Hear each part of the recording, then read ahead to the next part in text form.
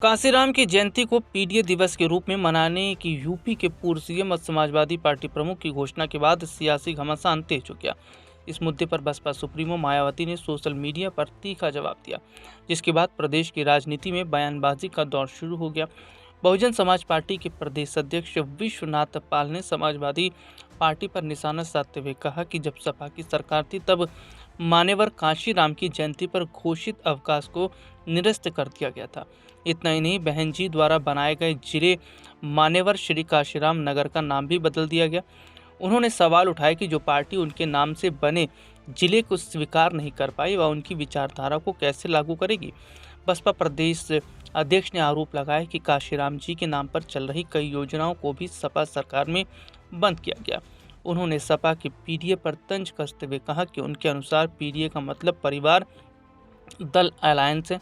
उन्होंने कहा कि सपा में परिवारवाद हावी है और लोकसभा चुनाव में अधिकतर टिकट परिवार के लोगों को ही दिए गए।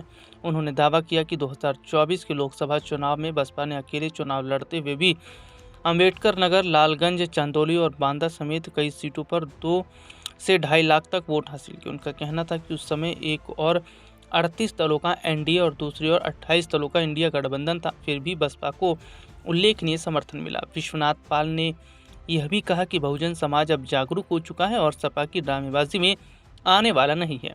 उन्होंने आरोप लगाया कि सपा शासनकाल में डॉक्टर भीमराव अंबेडकर से जुड़े स्थलों को लेकर भी विवादित बयान दिए गए थे, जिससे बहुजन समाज की भावनाएं आहत हुई। वहीं 2027 के विधानसभा चुनाव को लेकर उन्होंने कहा कि बसपा सर्व समाज को साथ लेकर गठबंधन की रणनीति के तहत सरकार बनाने की तैयारी में है।